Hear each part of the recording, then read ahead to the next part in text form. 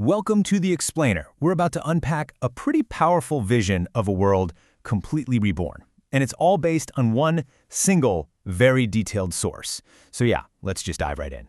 You know, if you could completely remake the world, what would it even look like? It's a question people have been asking forever, right? Well, today, we're going to explore one very specific and super detailed answer to that question. Okay, so our source for this is a sermon called Day of New Earth.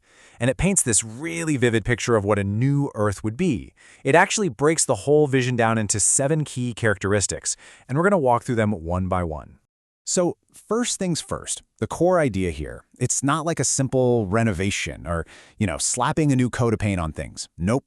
The vision we're talking about is a complete and total replacement of our current reality, wiped clean and something entirely new in its place. All right, so that leads to the first and probably most fundamental question the sermon tackles: who actually gets to live in this new Earth? And the answer given in the sermon is pretty clear. This new world is for the meek. This whole idea is rooted directly in this passage from Matthew, which really sets the foundation for who gets chosen. But what does meek actually mean in this context? Because it might not be what you think. The sermon defines it not as being weak or passive, but as a very specific kind of character. We're talking about quiet obedience, not being stubborn, and having this deep humility where you just accept God's will. And to make this idea a bit more concrete, the sermon points to a specific person, the biblical figure Moses. It references a passage in the book of Numbers and holds him up as the ultimate example of this trait. Basically, the most meek person on earth. So you can see how this creates a really stark contrast, right? Our current world is, well, it's a mix of everyone and everything. But this new earth is described as being exclusively for the meek. And the sermon adds another interesting layer here. It says that while heaven is for God and the angels, this new earth is specifically designed for humans. Okay, so if that's who is going to be there, the next logical question is how? How does this new earth actually come into being? Well, the next 2 points in the sermon get right into that. The whole transformation process. And wow, the source material really doesn't hold back here. It describes this incredibly cataclysmic end to our current reality. It points to this passage from 2 Peter, which paints a picture of, well, total destruction by fire.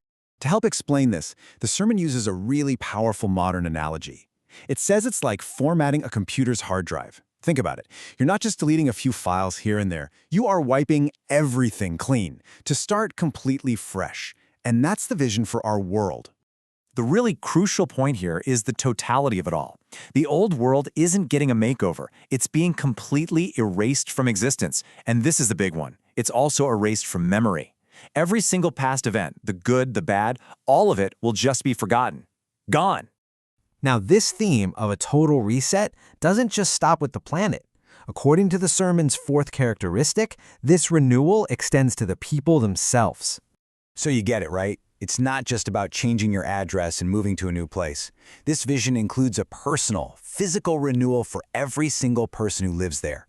Just as the earth itself is made new, so are its inhabitants. Okay, so we've got a new world, new bodies. What about the spiritual side of things? Well, the sermon's 5th point tackles this head-on, describing a world that is completely free of evil. The sermon is very direct about this. It states that the ruling power of our current world, which it explicitly names as Satan, will be completely and permanently cast out, removed from the picture. And this removal doesn't create some kind of power vacuum. Oh no. Instead, a new singular authority immediately takes its place. Just like the quote from Revelation says, the entire system of governance for the world fundamentally shifts. So, let's recap. New world, new bodies, a new ruler. What comes next? Well, the logical next step, and the sermon's 6th point, is the rise of a completely new culture. And the sermon gets into the details of just how deep this cultural shift goes. I mean, everything is made new. The main rule, it just becomes love one another. People are given new names directly from God, which signifies a whole new identity. There are new songs to be sung. Even the main city, Jerusalem, gets renamed the City of Truth. And all this brings us to the final 7th point. And it's a really practical question, one you might be wondering yourself. What are people actually going to do all day in this new earth? If you're picturing everyone just sitting around on clouds, well, that's not it. The sermon's vision isn't one of lazy eternal rest. It's actually a vision of active purpose. People will be appointed to new tasks and given real responsibilities. And the way this works, according to the sermon, is based on a principle of merit. Basically, those who are faithful in their roles here on earth are the ones who get entrusted with new, even greater responsibilities there. And to illustrate this point, it brings up biblical examples, like how King Saul was replaced by the more faithful David, and it also references the parable of the talents. So, let's put it all together. To recap, the sermon is painting a picture of a total, absolute reset. We're talking about a purified world inhabited only by the meek, and these people are given new bodies, a new culture, and new purposes to fulfill, all of it happening under a single new divine authority. And that leaves us with one final thought, something to chew on about what this all means practically. This vision presents a total reset for humanity.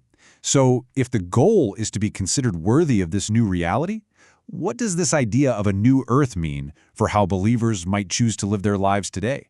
How might that vision influence their actions, their values, and their priorities right here, right now?